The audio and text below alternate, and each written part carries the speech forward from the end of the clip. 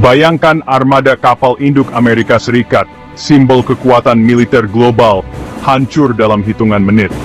Kapal-kapal raksasa yang selama ini menjadi tulang punggung kekuatan laut AS, tiba-tiba tak berdaya menghadapi serangan teknologi baru.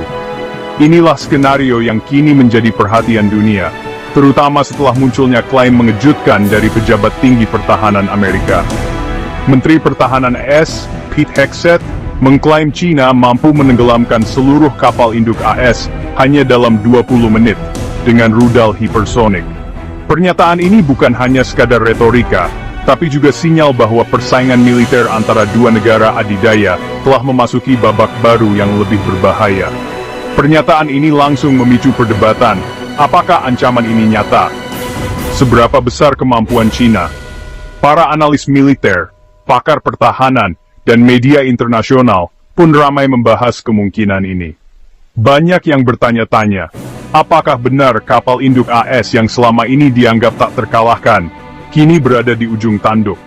Kapal induk selama ini lambang superioritas militer, tapi rudal hipersonik mulai menggoyang dominasi itu. Teknologi rudal yang mampu melesat 5 kali kecepatan suara ini, membuat sistem pertahanan tradisional menjadi kurang efektif. Kecepatan dan manuver rudal hipersonik jadi tantangan serius bagi pertahanan konvensional. Rudal ini bisa mengubah arah secara tiba-tiba, membuatnya sulit dideteksi, dan dicegat oleh sistem pertahanan kapal induk yang ada saat ini. Apakah era kapal induk sudah berakhir? China memang menunjukkan kemajuan pesat dalam teknologi militer. Mereka terus berinvestasi besar-besaran dalam pengembangan rudal, kapal perang, dan sistem pertahanan canggih, menandakan ambisi besar untuk menyaingi dominasi AS di lautan. Ketegangan di Laut Cina Selatan dan ambisi maritim China memperkuat urgensi analisis ini. Wilayah ini menjadi titik panas, di mana kekuatan militer kedua negara sering berhadapan langsung, dan setiap inovasi teknologi bisa mengubah keseimbangan kekuatan secara drastis. Untuk menjawabnya, kita harus memahami lebih jauh tentang rudal hipersonik. Bagaimana cara kerja senjata ini? Seberapa efektif dalam pertempuran nyata? Dan apakah benar mampu menenggelamkan kapal induk AS dalam waktu singkat? Semua pertanyaan ini akan kita kupas tuntas dalam episode kali ini. Rudal hipersonik adalah salah satu inovasi paling menakutkan di era modern. Senjata ini mampu melesat hingga 5 kali kecepatan suara, lebih dari 6.000 km per jam, membuatnya sangat sulit untuk dideteksi dan dihadang. Kecepatan luar biasa ini memungkinkan rudal hipersonik mencapai target dalam hitungan menit, memberikan waktu reaksi yang sangat singkat bagi lawan. Selain kecepatan, rudal ini juga memiliki kemampuan manuver ekstrem, sehingga hampir mustahil dihadang oleh sistem pertahanan konvensional. Teknologi canggih yang digunakan membuat rudal hipersonik mampu mengubah arah secara tiba-tiba, mengelabui radar dan sistem anti-rudal. Secara umum, ada 2 jenis utama rudal hipersonik yang digunakan saat ini: Hypersonic Glide Vehicle dan Hypersonic Cruise Missile, HCM. Keduanya memiliki karakteristik dan keunggulan masing-masing dalam pertempuran modern. HGV diluncurkan menggunakan roket, lalu melepaskan diri di atmosfer atas, dan meluncur ke target dengan kecepatan tinggi, memanfaatkan gaya luncur untuk menghindari deteksi dan intersepsi.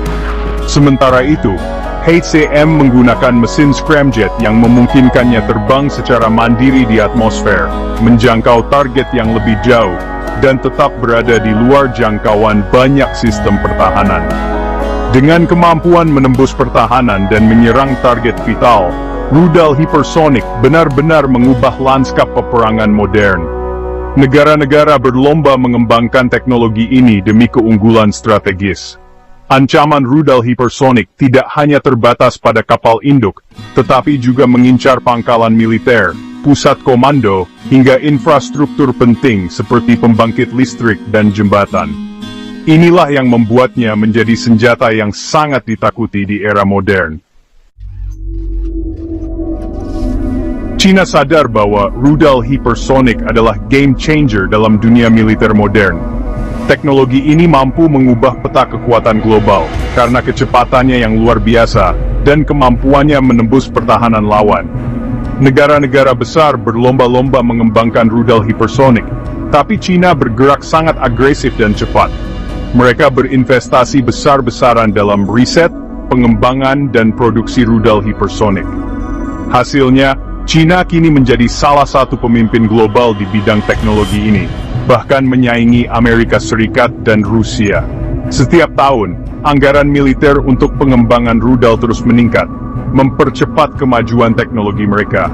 Salah satu andalan mereka adalah DF-12, rudal balistik jarak menengah yang dilengkapi dengan Hypersonic Glide Vehicle atau HGV. Rudal ini mulai beroperasi sejak 2020 dan mampu menjangkau target hingga 2.500 km. Dengan kecepatan Mach 10, DF-12 sangat sulit diintercept oleh sistem pertahanan udara konvensional, membuatnya menjadi ancaman nyata bagi lawan. Selain itu, ada DF-27, rudal balistik antar benua generasi terbaru.